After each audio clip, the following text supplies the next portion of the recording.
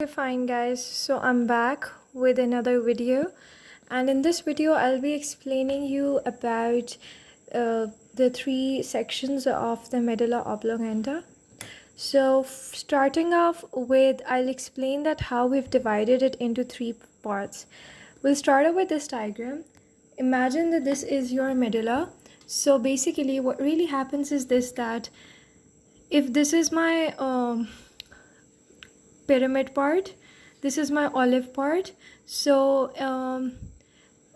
where the first section that we do is at a very inferior level, and the point that I've written like 1, this is the point where there is decussation of pyramids, and then the other one is here, which is the second point. And this at this level what really happens is this, that there is decussation of the medial lemniscus system, and then on the third level it is which passes from the mid-olivary nucleus. So we'll be starting off with the level of the decussation of the pyramids, which is the first one. So what really happens in this first one, for the first thing that you have to do is that you know that this is the level of the decussation of the pyramids. You draw the pyramidal decussation. The pyramidal decussation, they are basically the corticospinothalamic tract, and you just all have to do a decussation, which is a crossover of the fibers, and in this middle you have to show the central canal. And once done with the pyramidal decussation, first of all I'll be telling you all the tracks that you have to draw, then we'll come to the nerves. So with the tracks you have to do the pyramidal decussation, and another one which is really important is the nucleus gracilis cuneatus. So you've drawn the nucleus gracilis cuneatus, you label it with the fasciculus gracilis, the fasciculus cuneatus. You're done with that, you draw a lateral spinothalamic tract, and you draw the dorsal the medial lemniscal tract and the lateral spinothalamic tract. Next, you have to draw the dorsal spinocerebellar tract and the ventral spinocerebellar tract. You know that the dorsal spinocerebellar tract, it goes till it goes back to the cerebellum from the medulla, and the ventral spinocerebellar tract, it goes into the cerebellum through the passing from the superior cerebellar peduncles. So it passes all the way from the medulla, pons, and the midbrain. And then you have to draw the pyramidal decussation, which is the descending tract, and it is corticospinothalamic tract. So done with this, and then coming towards the nerves, you have to draw two things. Here you have to draw a spinal nucleus and the spinal tract of the trigeminal nerve, and which is the nerve 5, as well as there is 11th nerve, spinal spinal part of the accessory nerve. So next you have the second level, which is the level of decussation of the medial lemniscus tract. First of all I'll be telling you the tracks that you have to draw, because you know that in the first level you've shown the pyramidal decussation. So which means that here in the second level what you have to show is gonna be your only the pyramids, because the pyramidal, these fibers, the corticospinal fibers, you say that they are the downgoing fibers. They're coming from your cerebral cortex all the way to your spinal cord. So they decussate at here. Now you're here on the second level. On the second level they're just coming down. Even on the third level from here they're just coming down, and then they decussate just at the very lower level of the medulla oblongata. So here we just have the corticospinal fibers. So here you've shown the pyramids, and then what you're going to show is your dorsal and the ventral spinocerebellar tracts, because I've told you that, yeah, all right. So there would be seen here as well, and then you make sure that you show your lateral spinothalamic tract and the medial lemniscus tract. Here you have to show the crisscross over of the medial lemniscus tract, and yeah, that is. So you have to show that their fibers are coming from gracilis and cuneate nucleus, and they are crossing over. And now moving forward to the nerve part, you have to show the spinal nucleus and the spinal tract of the trigeminal nerve. Trigeminal nerve, it's the 5th nerve, and this is a thing that's been seen at all the 3 levels. And as well as more than that, I'll be talking in order. So fifth nerve, and then you also have the 11th nerve, which is the accessory nerve. Its spinal part is visible. And then you have a hypoglossal nerve nucleus. The hypoglossal, it originates from in between your medulla and your in between your pyramids and your olive. So this is the point where it comes off, and it will be seen in the second level. So yeah, that's it. So when I talk about the differences from the first level and the second level, first, which is the lowest most level, and the second, which is at a little upper level.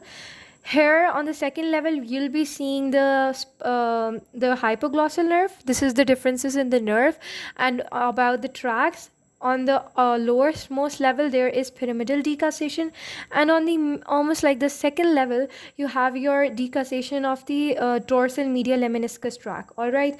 So next we have the third level. The third level, and in some books you will be seeing that they have also shown like a fourth level, and that fourth level and the third level, they're almost the same. The fourth level is the level which is passing from the superior olivary nucleus. That and the third one is the same. The only difference in the fourth one, I'll be explaining that a bit later. So the third level, what you have to show is this, that because you know that the pyramidal decussation has taken place, the medial lemniscus tract, this decussation has taken place. Now what's left is just the medial lemniscal fibers, because you know that these fibers are coming. Now these are the cross decussated fibers because they are the outgoing fibers. So you have to point it as the medial lemniscus tract, and then the main one, you know, is the lateral spinothalamic tract. It's been shown here, the lateral spinothalamic tract. And then, as I told you earlier, that there's one ventral spinocerebellar tract and the dorsal spinocerebellar tract. So what really happens is that the dorsal spinocerebellar tracts, these fibers, they go to the cerebellum when just in the medulla oblongata. So in the third level, we are not going to have your dorsal spinocerebellar tract, but we would have the ventral spinocerebellar tract. So these two things are present. Then you have the pyramids as well, which is the corticospinal fiber tracts, and these are your they are your descending tracts. So that's done, and we're done with the tracks. Another thing that's left is this, that here you have your inferior cerebellar peduncles. These are the fibers that go straight into your cerebellum. Now, and another thing that is present at this level is the cavity, which is the cavity of the fourth ventricle. You won't be seeing it in other levels, and you won't be even seeing the inferior cerebellar peduncles in other levels. And as well as another difference is that you won't see the dorsal spinocerebellar tract here in the third level. So you're done with the tracks, and another thing that is here is that we have the presence of inferior olivary nucleus. It is present at this level. Then when we talk about the nerves, so as I've shown you that all the pink one, that's the trigeminal nerve. You can see that the trigeminal nerve is present at all the levels. So you're going to show the trigeminal nerve at this level as well. So you have the spinal nucleus and the tract of the fifth nerve, and so this is the same thing that's present at other levels as well.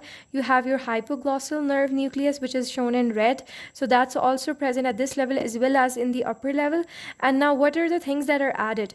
The things that is added, talking in order, you have fifth nerve, and then you have the eighth nerve. So eighth nerve is present here, and you have to show the eighth nerve, cochlear nerve, both parts, the anterior as well as the posterior part, and it's been shown in color red. And also the vestibular nucleus is present, and vestibular nucleus only inferior part is present. So at the third level you have vestibular nucleus inferior part, but at the fourth level, which is a little upper level, you won't be seeing the inferior west part of the vestibular nucleus, but you would, as well as that, you would see the medial and the lateral part of the vestibular nucleus. So, and then you have the vagus nerve, which is coming in the third part, and the vagus nerve, it comes like from the dorsal nucleus of the dorsal nucleus of the vagus nerve, and the nucleus rectus solitarius and the nucleus ambiguous, which is shown this, and the one in the black is the nucleus rectus solitarius, and this one, the skin type color, it's ambiguous, and blue is the vagus nucleus. So these three things, they are coming, and it will form the vagus 10th nerve. Done with that. So, and then you have the hypoglossal nerve. So you have 5th nerve, 8th nerve, 10th nerve, 12th nerve. So here, just do with this. This will let you learn the nerves, which nerves are present at which level. So on the first level you have 5th and 11th nerve, on the second level you have 5th, 11th and 12th nerve, on the third level you have 5th, 8th, 10th and 12th nerve. So that is it, and I'll just leave this so you can take a screenshot if you feel like. Guys, do tell me if you like the video, and I tried to explain everything that I could in my best possible way. And there you go, guys. Thank you so much, and please do remember me in your prayers if this video ever gave you advantage of even 0.005%. So guys, bye, Allah Hafiz. Thank you so much.